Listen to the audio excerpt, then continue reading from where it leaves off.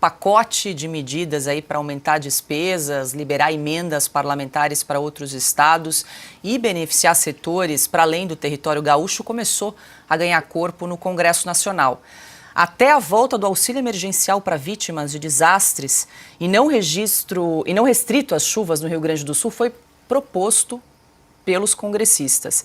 Pauta aí para o nosso repórter de economia, Carlo Cauti. Carlo, muito boa noite, seja bem-vindo, conta pra gente aí, quer dizer que os parlamentares estão usando a situação no Rio Grande do Sul para avançar na discussão aí de um pacotão de gastos num período aí pré-eleições, Carlo Cauti, é populismo fiscal em plena tragédia, é isso? Pois é, Paula, é vergonhoso o que está sendo feito lá em Brasília, utilizando essa tragédia no Rio Grande do Sul para abrir os cordões da bolsa, né, dos cofres públicos e, de fato, gastar ainda mais. Boa noite, Paula, boa noite, Ana, boa noite, Piotr, boa noite, Silvio, boa noite, Martins, boa noite a todo o nosso público. Pois é, se chegou a falar em Brasília de um orçamento de guerra, o novo orçamento de guerra que está sendo analisado para criar, de fato, um orçamento paralelo ao orçamento nacional e gastar sem limite, sem freio, isso em pleno ano eleitoral, que seria, de fato, algo muito positivo para o governo Lula, que está em crise de popularidade, poder gastar sem controle nenhum, especialmente sem controle do teto de gastos, seria, segundo muitos lá em Brasília, uma ótima ocasião para tentar reconquistar um pouco mais de popularidade. Mas a coisa mais dramática, Paula, é que se fala de bilhões de reais prometidos,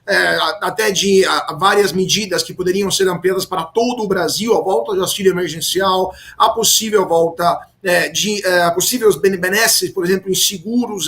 para o setor agrícola, enfim, uma série de questões que não seriam só restritas ao Rio Grande do Sul, mas a todo o Brasil. E o drama nisso tudo é que para o Rio Grande do Sul, que hoje está debaixo de vários metros de água, que tem centenas de milhares de pessoas que estão desalojadas, sem casa, sem comida, sem energia elétrica, sem água, até o momento, de fato, foram entregues, foram destinados poucos milhões de reais. Porque até o momento, pela grande confusão que está em Brasília, o que eu consegui analisar, o que eu consegui entender, que apenas 350 milhões de reais foram prometidos como crédito extraordinário do governo federal para o governo do Rio Grande do Sul. Isso faz parte de um pacote que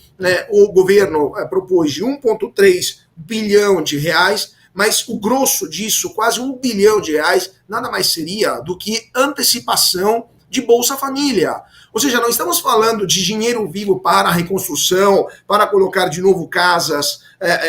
de pé, para ajudar as pessoas que ficaram sem abrigo, para dar comida. Não, apenas 350 milhões de reais. O resto, esses bilhões que estamos vendo, são tem, por exemplo, a PEC do desastre, né, de dar 5% nas emendas parlamentares para esse tipo de calamidade pública, calamidade natural, mas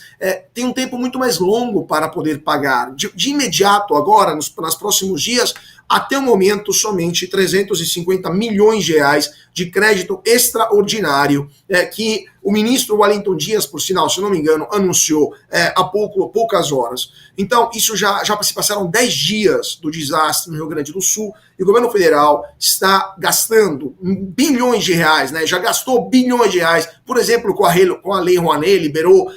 a captação de mais de 16 bilhões de reais, gastou bilhões de reais em viagens ao longo do ano passado, dentro e fora do Brasil, do casal presidencial e de outros membros do governo, e para um desastre destas proporções no Rio Grande do Sul, até agora, somente míseros 350 milhões de reais.